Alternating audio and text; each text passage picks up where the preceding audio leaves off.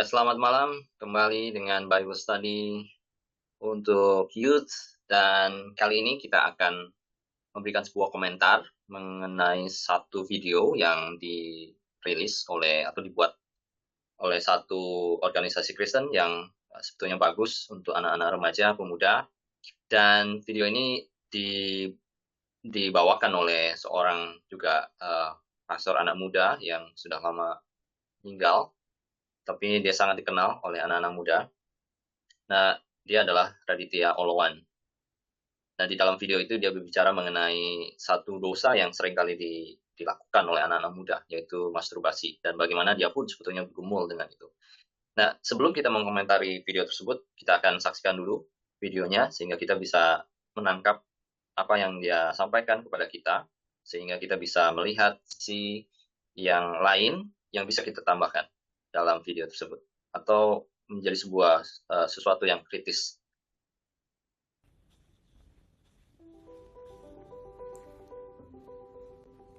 Pornografi dan masturbasi bukan lagi hal yang asing di tengah-tengah kita. Mungkin gak banyak orang yang bahas, gak banyak orang yang ngomongin, gak banyak orang yang ngungkit. Tetapi hampir semua orang melakukannya, khususnya anak-anak muda. Nah, kenapa kita melakukannya? Gue pun pernah mengalami dan gue struggle. Dasarnya adalah karena gak puas diri. Mungkin karena hubungan yang hancur, sakit hati, terluka, broken relationship oleh orang tua, oleh teman-teman, sehingga hati kita terluka, hati kita tersakiti, sehingga kita memaksa diri kita untuk mencari segala sesuatu supaya kita puas. Dan masturbasi sendiri diambil dari bahasa Latin, yang artinya memuaskan diri. Dampak yang kita dapatkan dari itu sangat berbahaya. Dari psikologis, kita bisa punya rendah diri. Kita punya rasa gak berharga, rasa gak ada nilai. Kita punya rasa bersalah, rasa hina, dan bahkan gak percaya diri. Dan yang paling parah adalah kita kehilangan kemampuan untuk bisa berhubungan dengan Tuhan dan sesama. Kenapa? Karena kita udah kebiasaan untuk berfantasi, sehingga fantasi itu memuaskan kita. Tuhan bilang dalam Amsal bahwa jagalah hatimu dengan segala kewaspadaan, karena dari situ terpancar kehidupan. Hati sama dengan imajinasi, dan imajinasi sama dengan meditasi. Kalau kita nonton pornografi dan masturbasi, artinya kita mengimajinasikan hal yang cabul, dan pada akhirnya hati kita rusak dan gak ada kehidupan. Kalau gak ada kehidupan, yang ada apa? Maut. Makanya damai sejahtera kita dicuri. Kita punya sukacita dicuri, kita punya iman dicuri, kita punya kasih dicuri, kita punya pengharapan dicuri, mimpi dicuri. Tuhan juga bilang bahwa orang cabul gak akan mendapatkan bagian kerajaan surga. Pada akhirnya dipanggil untuk menjadi jawaban buat dunia dengan menghadirkan surga ke tengah-tengah dunia ini. Nah teman-teman, gue ngerti banget struggle ini benar-benar susah, ya bikin mungkin lo stres dan sebagainya. Tapi ketika gue menemukan kebenaran, gue dibebaskan. Mungkin lo pernah bertanya-tanya, atau bahkan sampai hari ini lo bertanya gimana caranya bisa lepas dari masturbasi dan pornografi. Lo pengen lepas tapi lo gak pernah bisa. Well, jawabannya lo gak akan pernah bisa lepas dengan kekuatan lo sendiri. Kalau memang alasan kita melakukan masturbasi adalah karena tidak puas diri, artinya jawaban atau solusi adalah kepuasan. Dan hanya Yesus yang bisa buat kita puas secara permanen dan secara keseluruhan. Tubuh, jiwa, roh kita, sehingga kita bisa mampu bersuka cita, bermimpi, ya tetap beriman, mengasihi, dan mampu berhubungan. Sedangkan masturbasi hanya membuat kita puas sementara dan hanya pada area seksual. Yesus adalah kepuasan yang utuh. Only Jesus yang bisa buat kita cukup, enough. Itu semua karena Yesus memuaskan kita. Itu kenapa teman-teman datang sama Yesus. Datang apa adanya lo. Ya, lo akui dosa lo dan terima pengampunan Yesus yang selalu setia dan adil, yang begitu rindu untuk pengen mengampuni dan menyembuhkan. Jangan lupa juga, lo harus terbuka sama orang sekitar lo. Karena kita bilang, kalau kamu saling mengaku dosa dan mendoakan, maka kamu akan sembuh. Makanya kita butuh komunitas yang sehat untuk membuat kita terbuka, jadi apa adanya. Tapi nggak hanya jadi apa adanya, tapi dalam proses kita dibangun, dibentuk, supaya bisa menjadi utuh asli, seperti Kristus. Gue yakin lo pasti bisa. Gue yakin lo pasti berhasil.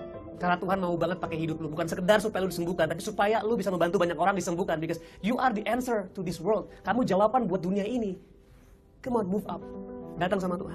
Alami kesembuhan. And let's change this world together. Because you are the answer. Kamu adalah jawaban buat dunia ini.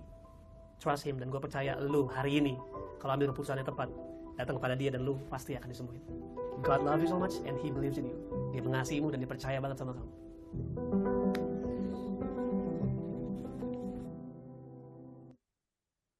Oke, jadi itu videonya, dan saya rasa ketika kita mendengar bagaimana video ini dibuat dan juga menyaksikan sendiri, melihat, kita akan merasakan satu suasana atmosfer yang sangat baik untuk kita mendengar, karena ada lantunan musik dan juga kata-kata yang disampaikan juga sebetulnya bahasa yang mudah dimengerti oleh anak-anak muda, dan itu sangat baik dan komunikatif, sehingga video ini saya rasa memang dapat disaksikan oleh banyak anak muda, dan mereka mungkin juga dikuatkan lewat video ini.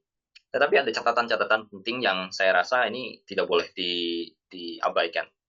Yang pertama adalah sebetulnya ya masalah masturbasi bukan masalah sekedar masalah diri, tetapi juga masalah bagaimana kita memandang orang lain juga.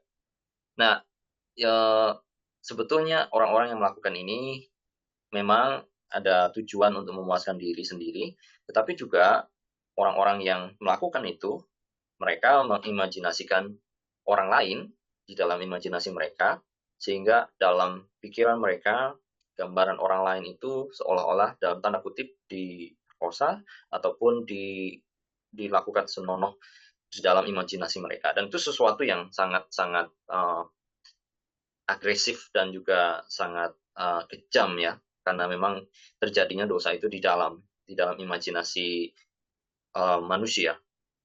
Nah, selain itu kita juga sebetulnya tadi di video tersebut tadi Tedka memberikan sebuah catatan bahwa kata masturbasi itu dalam bahasa Latinnya itu artinya memuaskan diri sendiri. Nah, saya ingin memberikan sebuah catatan penting untuk itu.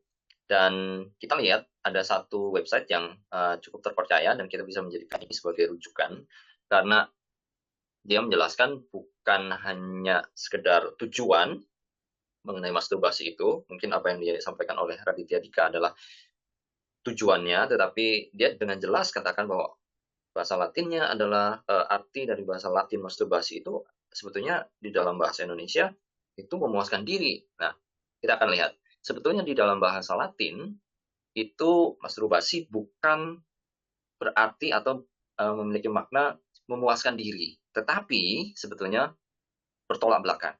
Ini bahas apa namanya arti teknis ya.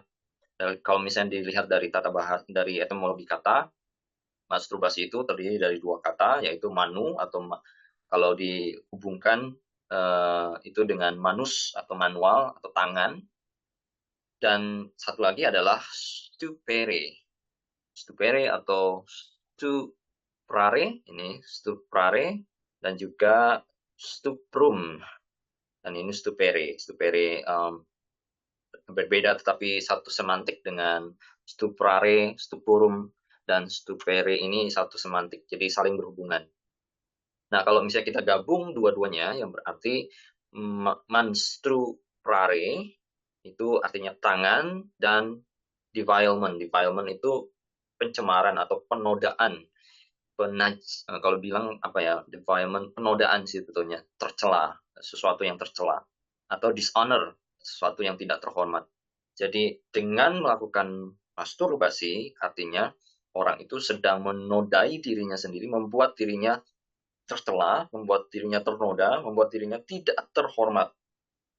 Jadi ini berbeda dengan apa yang telah disampaikan oleh Raditya Oloan tadi di dalam videonya. Dan yang menarik adalah ada satu kata lagi yang sebetulnya berkaitan dengan kata yang belakang itu, stuprare, berkaitan dengan stupefid. Stupefid itu dalam bahasa Inggris stupid. Itu menarik ya, bahwa orang-orang yang melakukan masturbasi itu adalah orang-orang yang sebetulnya tidak menggunakan akal sehat mereka, dan mereka merangsang dirinya sendiri untuk sebetulnya menodai dirinya mereka sendiri. Jadi secara teknis, arti dari masturbasi ini bukanlah memuaskan diri, tetapi menodai diri sendiri dengan tangan mereka. Jadi kalau misalnya kita lihat di sini, nah ini, jadi stuprum, ke bawahnya lagi kita akan ada kaitannya dengan stuprare dan juga manus. Manus dan stuprare digabungkan menjadi manstuprare, dan kemudian masturbari atau to masturbate, atau masturbationem, itu modern, Latin modernnya. Kalau dalam bahasa French-nya masturbation atau masturbation kalau dalam bahasa Inggris. Dan kemudian pada tahun 1711 menjadi satu kata yang fix, masturbation, atau itu berupa noun. Nah, itu catatan penting ya, karena kita harus melihat sesuatu di dalam satu ilmu dan sudut pandang yang baik, dan tidak hanya sekedar berkata-kata. Ya tentu apa yang dikatakan oleh Raditya Oloan itu sebetulnya berhubungan dengan tujuan dari masturbasi, bukan arti dari kata masturbasi itu di dalam bahasa Latin. Nah, ini penting karena sebetulnya di dalam bahasa kata itu sendiri ada tersimpan semacam kata negatif, perbuatan yang kita membuat diri kita tercela dan tidak terhormat oleh diri kita sendiri. Itu sesuatu yang menarik. Nah, berbicara juga mengenai masturbasi, kita tadi sudah tahu bahwa sebetulnya berhubungan dengan orang lain dan kata itu sendiri, kata Latin itu sendiri sebetulnya menodai diri sendiri, bukan berkaitan dengan tujuannya memuaskan diri, tapi menodai diri sendiri secara etimologis dan secara arti literalnya begitu. Yang ketiga adalah masalahnya begini, di dalam video tersebut adalah ya solusinya gimana? So what gitu kalau misalnya ada orang yang masturbasi dan pengen lepas. Saya mau sampaikan bahwa namanya kecanduan itu seringkali ingin lepas itu sulit sekali. Karena ketika ada sebuah kecanduan, otak kita itu memiliki neuron saraf yang kalau misalnya jalannya sudah lancar dan sudah ada polanya, maka saraf itu akan bagian saraf bagian yang sudah terbentuk itu akan makin membesar dan mempengaruhi yang lain. Nah, kecanduan itu seperti itu. Kecanduan itu membuat bagian-bagian saraf yang lain, bagian-bagian yang lain yang seolah-olah sebetulnya penting tetapi menjadi tidak penting ketika ada kecanduan ini. Kecanduan ini menjadi salah satu jalan untuk membuat yang lain merasa senang, merasa happy, dan ketika itu sudah menjadi sebuah pola, maka canduan itu makin makin sulit untuk dilepaskan. Nah, mungkin adalah kita oke lah, kita bilang ada keinginan dan orang itu ingin lepas.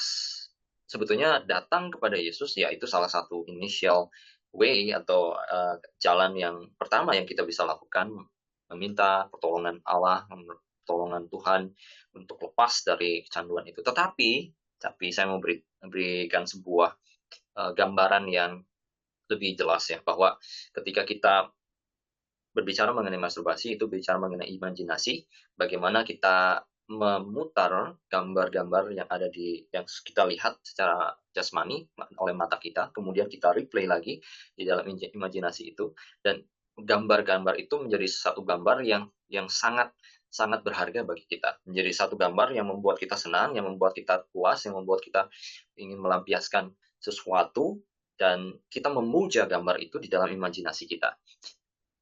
Nah, permasalahannya begini, permasalahannya adalah bagaimana kita bisa membuat orang itu lepas dari imajinasi yang mengikat itu dari gambar-gambar dan video itu. Saudara, kalau misalnya hanya datang kepada Yesus dan minta ampun dan lain sebagainya, tentu itu jalan yang pertama, tetapi itu tidak bisa menyelesaikan masalah yang sedang terjadi di dalam adiksi atau kecanduan ini. Jadi seharusnya kalau misalnya kita berbicara mengenai kelepasan dari imajinasi, maka perlu ada lawan tanding dari gambar-gambar dan video-video yang ada terekam dalam imajinasi kita yang kita play terus. Maka gambar-gambar itu haruslah berbicara mengenai bagaimana gambar-gambar Kristus, bagaimana keindahan Kristus, kemuliaan Kristus, bagaimana karakter Kristus itu bisa di-replay di dalam imajinasi kita, bagaimana itu menjadi hidup di dalam imajinasi kita, sehingga gambar-gambar yang najis, gambar-gambar yang seringkali kita replay untuk memuaskan imajinasi kita, itu digantikan oleh gambaran Kristus yang besar itu, sehingga itulah yang kemudian akan menguatkan sel-sel saraf kita sehingga membuat jalan yang baru, sehingga saraf yang asalnya itu jalan saraf kecanduan itu digantikan oleh gambar-gambar mengenai pemujaan kepada Kristus yang besar, yang mulia itu karakter-karakternya dan persona-personanya, kepribadiannya dan segala sesuatu mengenai Kristus itu harus masuk menyerang atau masuk ke dalam pikiran kita. Itu yang perlu untuk ditingkatkan. Bukan hanya sekedar datang meminta pengampunan, tetapi itu yang perlu dibangkitkan sehingga imajinasi kita memiliki gambar tanding melawan video-video, melawan gambar-gambar yang tidak senonoh itu. Nah, gambaran Kristus itu, kalau misalnya saya pakai icon di dalam bahasa Alkitab, ikon Kristus itu harus nyata. Seperti apa yang Paulus katakan. Paulus mengatakan kepada jemaat di Galatia, aku menggambarkan atau membentangkan Kristus di hadapanmu. Nah, itulah yang perlu untuk dialami dan juga dirasakan, dilihat oleh imajinasi atau persepsi orang-orang yang percaya, bahkan remaja-remaja dan pemuda-pemuda itu. Pengetahuan akan Kristus dan juga pengenalan akan Kristus itu harus bertambah, semakin besar, semakin mengenal, semakin dikenal oleh imajinasi kita, sehingga imajinasi kita mereplay ikon Kristus itu di dalam pikiran kita, dalam keseharian kita. Nah, yang menarik adalah di dalam video Reality All One ini, dia katakan bahwa yang berikutnya ya, selain berbicara mengenai imajinasi, kita juga ada satu konsep yang saya kira perlu diluruskan. Saudara, Yesus Kristus itu mengasihi kita, Allah Bapa juga mengasihi kita, dia memberikan anaknya, Yesus Kristus kepada kita, dan juga dia memberikan Roh Kudus untuk tinggal di dalam kita. Nah, yang membuat kita berharga adalah karena Kristus ada di dalam kita, rohnya tinggal di dalam kita. Dan saya juga bingung mengapa Raditya Olan berkata, you are the answer untuk dunia ini, you are the answer untuk dunia ini. Ya mungkin kita bisa menjadi answer dalam tanda kutip yang kecil, tetapi kalau misalnya tanpa Kristus, we are not the answer, we are the question. We are questioning ourselves. Jadi tidak ada kekuatan di dalam kita jika Kristus tidak ada di dalam kita. Jadi saya ingin membalik itu bahwa sebetulnya kalau kita bisa pakai ilustrasi, pusat itu bukan pada kita, tetapi pada Kristus. Pusat itu bukan pada diri kita, yang setelah kita diubahkan terus kita mengubahkan dunia. No. Pusat itu adalah pada Kristus. Ketika kita mau mengubahkan diri kita, Kristus itu yang harus berkuasa. Kristus itu yang sebetulnya menjadi jawaban bagi dunia, bukan kita. Karena kalau misalnya kita bilang bahwa we are the answer, dan jika kita tidak memiliki jawaban untuk seluruh answer dari dunia ini, maka kita tidak bisa mengubah dunia. Nah, Kristuslah itu jawaban, dan nilai diri kita itu adalah terletak pada Kristus. Saya ilustrasikan begini. Kalau kita bisa ilustrasikan bahwa diri kita itu angka 0, dan Kristus itu angka 1, 0 dan 1 ini sebetulnya kalau misalnya dipisah, ya nilainya ya 0 dan 1. Tetapi kalau misalnya angka 1 ini ditempatkan di awal dan kemudian 0 itu ditempatkan di akhir setelah angka 1, maka kita mendapatkan angka 10. Kalau misalnya kita balik, angka 0 itu di depan dan angka 1 itu di belakang, maka kita mendapatkan 01. 01 itu ya 1. Nah, Kristus itu harus ditempatkan menjadi prioritas yang utama. Kristus itu yang utama. Barulah angka 0 itu. Sehingga kita mendapatkan angka 10. Kalau misalnya dibalik, maka kita jadi pusat, Kristus di belakang. Maka it's just 1 or 0. Ya. Jadi betul-betul nilai yang sangat-sangat rendah. Nah, ini menjadi sebuah penekanan bagi kita bahwa sebetulnya kehidupan Kristus itu haruslah betul-betul menjadi sebuah realitas setiap hari. Bagaimana kita bisa melihat Kristus dalam imajinasi kita, kemuliaannya, kebesarannya, firman-Nya, pribadinya, perkataannya, tindakannya, segala hal tentang Kristus itu harus menyerbu pikiran kita dan imajinasi kita, sehingga ada gambaran, ikon, tanding untuk pornografi, dan bagaimana Kristus itu sebetulnya memperlakukan orang lain, seperti yang saya bilang di poin yang pertama, itu ada hubungannya dengan memperlakukan orang lain. Dan saya rasa memang setiap orang yang melakukan itu, orang yang melakukan masturbasi akan menganggap wanita itu adalah sebagai objek, bukan subjek. Nah, Kristus tidaklah demikian. Kristus itu memperlakukan setiap orang sebagai pribadi, bukan objek. Nah, ketika kita memiliki pandangan Kristus itu, maka kita pun diubah hidup kita seperti Kristus. Nah, jadi memang seringkali ketika kita menonton suatu video, ya kita dikuatkan, tetapi ada yang jauh lebih besar sebetulnya masalah tersebut dari yang sekedar kita lihat atau kita rasakan. Jadi perlu kita belajar untuk melihat bahwa masalah itu sebetulnya bukan sesuatu yang masalah yang sederhana, tetapi masalah yang perlu kita seriusi, dan kita tangani dengan bijak. Nah, semoga ini menjadi sebuah penerang, pencerah bagi kita sehingga kita bisa lepas dari masturbasi atau dosa ini, sehingga kehidupan Kristus itu, image Kristus itu, ikon Kristus itu bisa menjadi gambar tandingan atau video tandingan dalam imajinasi kita, menghancurkan dan merusak ataupun menyingkirkan atau mengusir video-video imajinasi yang tidak senonoh itu yang kita putar di dalam imajinasi kita. Jadi teruslah mengenal Kristus dalam segala kemuliaan kepribadiannya, dalam segala keutuhannya, dalam segala keilahiannya, sehingga pribadi Kristus itu menjadi berkuasa di dalam hidup kita dan kita dituntun menjadi serupa dengan Kristus. Ini pesan hari ini dan semoga saudara semua bisa diberkati dan dilepaskan dari segala kesesatan dan juga pengajaran yang salah dan cara pandang yang salah. Amin.